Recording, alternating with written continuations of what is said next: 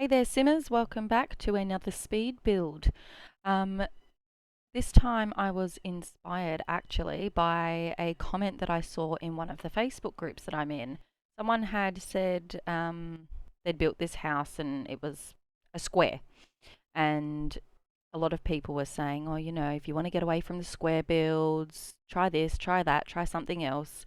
And this person actually commented back and said that where they're from in England, pretty much every house in their area is literally a box, like a box house. There's no jutty out bits, there's nothing, it's just a box. So I thought, okay, maybe I should revisit the box idea because I am always one who tries to steer away from the box builds. So yeah, that's where the inspiration for this piece came from. Of course, it's not a true box. I did end up jutting it out at the front and the back, just by one square. I just wanted the roof to go a certain way, and that's the way it ended up. But yeah, other than that, it's pretty much your generic box square build. I wanted to do another small build. I find I'm now jumping between big and small. I did just create a monster build, which you might have seen, my Guardian Embassy. And that took me a couple of days to do. And so after I've done a big build now, I tend to think, okay, let's try and switch it out with a smaller one. Just, you know, dabble in a bit of everything. So yeah, I hope you like this one. It is quite simple. I designed it as a rental property. So it is basic, but cute nonetheless, I think. What do you think? Let me know in the comments how you think it looks, shape-wise. And you can also let me know if you're in an area that has a lot of box-like builds. Is it something that's a thing outside of certain areas in England, or is it just something that you find mostly there? I'm curious. I'm genuinely interested to know what the architecture is like in different parts of the world. I always like to draw on inspiration from real life when I do my building. So, yeah, let me know. Do you have box builds or box shaped houses where you live? So, back to this build, I'm just putting in some of the terrain paint now to create my pathways. And as you can see, I am doing that with the grid off. This is something that I've started doing recently, is putting down the terrain paint with the grid off. I kind of get sucked into following the grid if I have it on, and it doesn't look as natural. So I'm making an effort to not do it. It's killing my obsessive compulsive side of me, but I'm trying. I actually got the idea from watching people who do the stop motion builds, and you always see them lay the terrain paint first. And I thought, well, that's actually probably very smart. But kudos to the people who can actually create the stop motion builds. That is just mind blowing to me. I still can't work it out. So if you have any tips on how you actually create such a thing, leave me a comment. I wanted to keep with a certain color theme here, so you'll see that there's a lot of blue and purple coming in to the garden. I don't know. I just felt like blue and purple on this particular day. So that's what happened. But I tried to stick within the cottage living pack as much as possible, and the base game, of course. I can't bring myself to build anything else but a cottage in the new world. It just feels wrong. I think I'd have to demolish the whole thing and start again if I wanted to put a different style in. I haven't quite got to that point where I'm okay with mixing the vibe. So anytime I build in Henford, it's a cottage.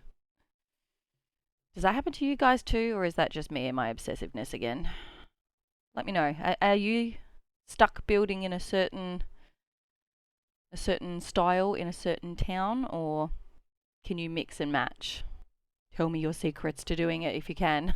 If you mix and match it, let me know. How do you do it? How do you bring yourself to do that? Anywho, that's the outside of the house done. And now I decided to furnish the inside of this one. Being a smaller build, I tend to furnish the smaller builds that I do. It's the big giant monsters that I get to furnishing, and I'm just like, oh, I don't know if I have the motivation to do it. But the smaller ones, I often will furnish. So yeah, I decided to do this one, like I said, as a rental. So it's pretty basic, I guess, but I think it's cute and cozy still at the same time. So while I was furnishing this one, I decided to go room by room.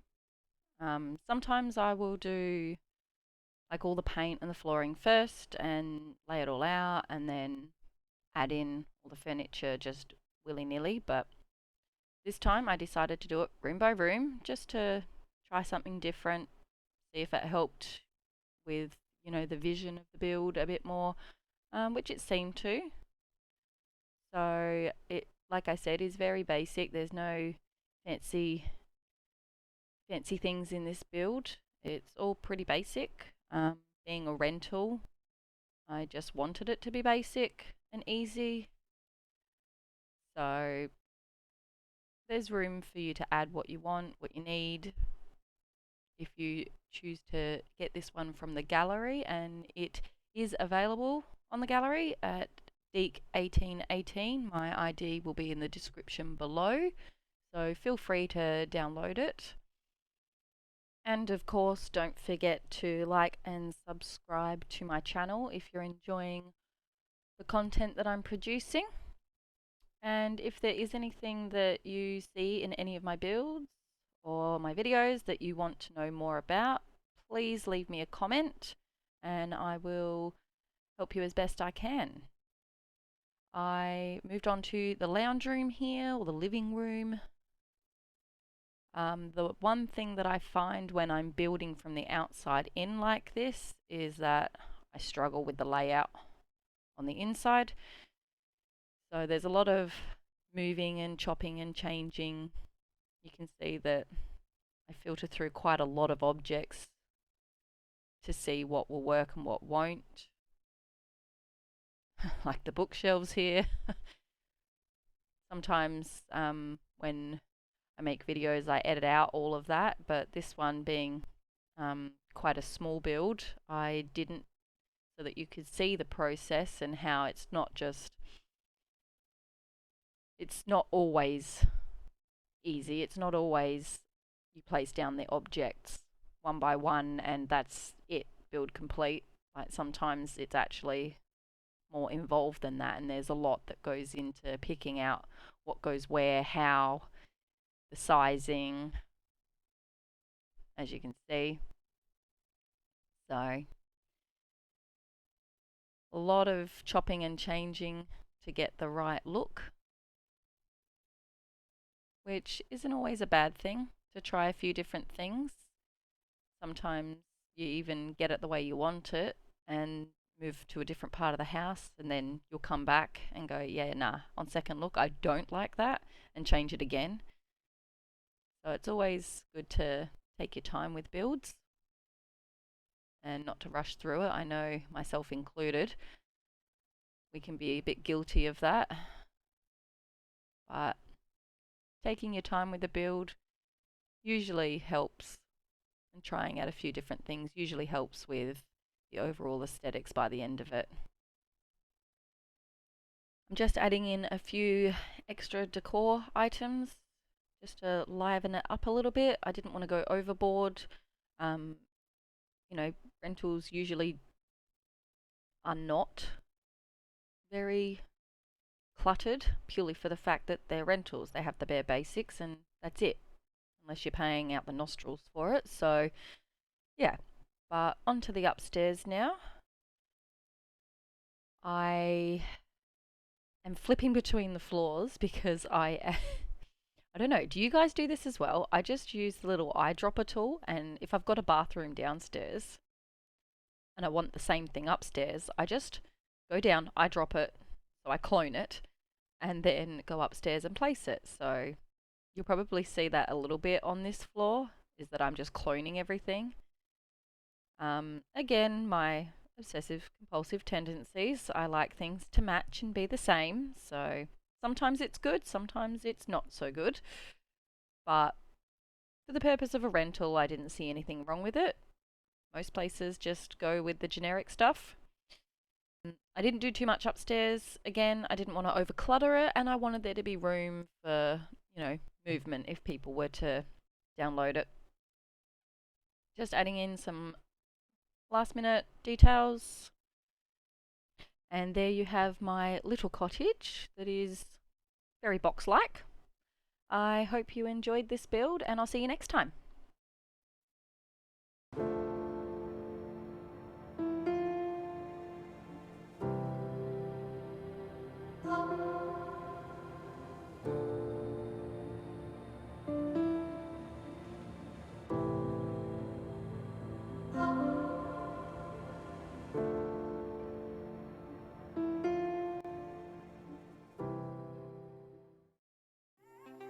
Thanks for watching my video, guys. If you enjoyed what you saw and you want to see more, make sure you subscribe, and also click on that notification bell so you don't miss out on new content. You can also check me out on my socials.